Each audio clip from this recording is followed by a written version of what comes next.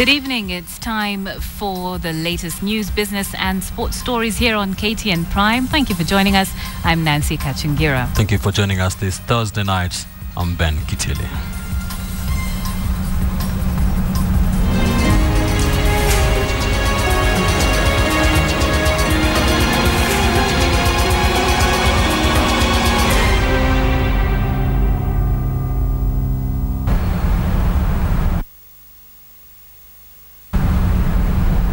Now, this evening we begin with a story that has caught the attention of all Kenyans as we turned our attention to Turkana, where the situation seems to be quite dire.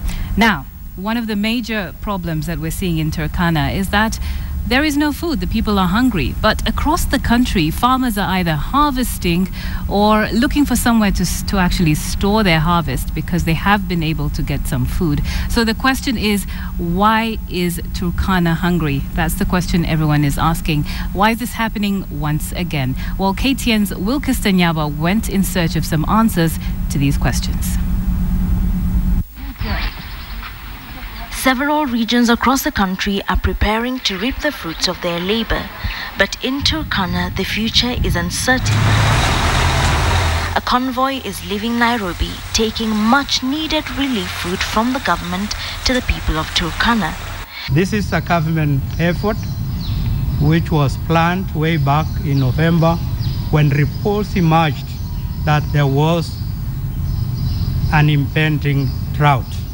The question begs, why are residents of Turkana hungry in the midst of plenty? Why can't those in arid and semi-arid areas profit in a timely fashion from the large amounts of food produced in the country's fertile regions? Analysts point out that Kenya's farmers are mostly smallholder farmers, meaning many cannot afford to invest in proper storage facilities, and what the farmers cannot sell immediately often goes to waste. The second problem identified is poor infrastructure. Vast distances between the markets in Turkana and the trading centers, coupled with poor road infrastructure, lead to high food prices as consumers must foot the cost of transportation. And the ban on night travel is pushing the prices even higher. I think this is an issue of management. Managing pre and post harvest so that whenever we have a food shortage in other parts of the country, how do we move quickly food to the deficient counties? The strategic grain reserve was conceptualized as a way of cushioning Kenyans from starvation. On its website, the National Cereals and Produce Board states that its mandate is to procure, store and maintain a strategic grain reserve stock of up to 4 million bags to be used for food security. The government has instructed it to raise the strategic reserve stock to 8 million bags, but all NCPB storage zones are located in the city or in maize-producing zones, far from the areas likely to be in need, so that in times of drought, the hungry must wait for the relief food to travel kilometers to reach them. This while the government stores cannot hold all the food produced. Traders would actually take maize to Turkana. Because there's demand for it, but people cannot be able to afford because of poverty. So there is that large proportion that we have said, between 1.7 to sometimes 2 to 3 million people who today and tomorrow will continue to depend on famine relief until we are putting a mechanism to start uplifting their well-being.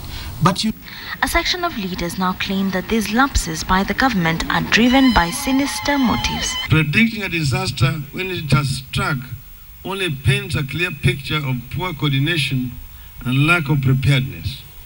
As a war of words rages on, a consignment comprising 7,000 bags of rice and 3,500 bags of beans is making its way to Turkana. But for how long will Turkana have to survive on a helping hand? Wilkes Tanyaba, KTN. Let's stay with our story and the major teething problem of devolution has been the lack of coordination between the counties and the national government.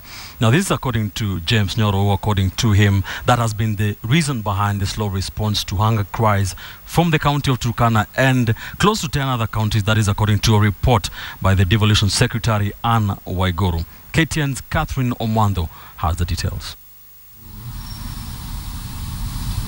Senior advisor to the government on food security, water and climate change, James Nyoro, is a man who has stood on both sides of the divide.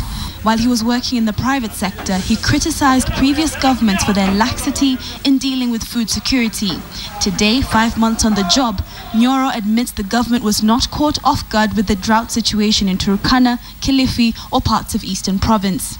We started advising in a way that different ministries would come together so that we start to prepare for response way in advance. And that has been going on. It went on until just before Christmas. But I think one of the things that happened is that then in between there was some infrequent rains. There were some rains that were coming in, and which was good because the pasture started to improve. When the government receives an alarm on oncoming drought, all systems are meant to be geared towards cushioning the areas affected with relief food, usually bought by emergency relief funds. The normal system of monitoring and responding on this is that you come from a normal situation to an alert when you start to notice that there's a bit of a stress. Then if the stress increases, you go to alarm stage. And if really the situation is completely out of hand, you go to emergency situation. I think there hasn't been good coordination between the national government and the county government.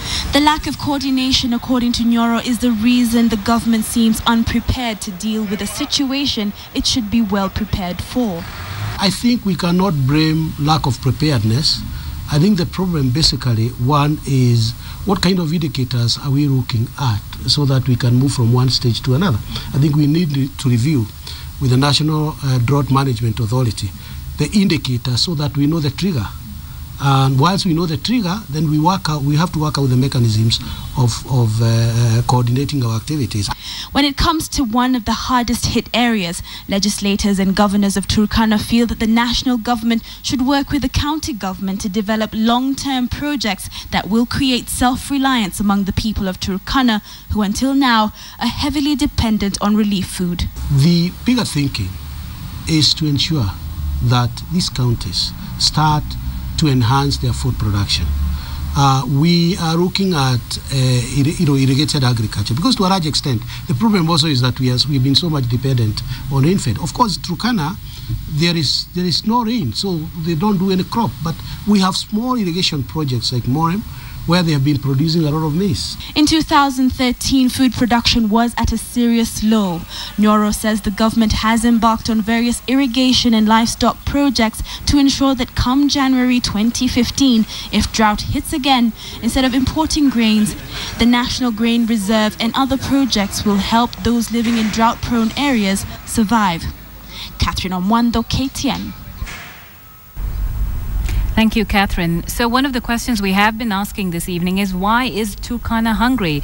Is it a case of there not being enough food within the Kenyan borders, or is it simply a lack of organization and planning? Well, we give you the chance to weigh in on this issue this evening. On our Big Q tonight, we're asking you whether you support the view that there is enough food within the Kenyan borders for everyone. Let us know what you think. You can do so by tweeting us. My handle is @Kachungira. You can also tweet Ben @Ben_Kitili, and do add @KTN Kenya to that. Use the hashtag #SaveTurkana, and we'll be looking forward to hearing from you this evening.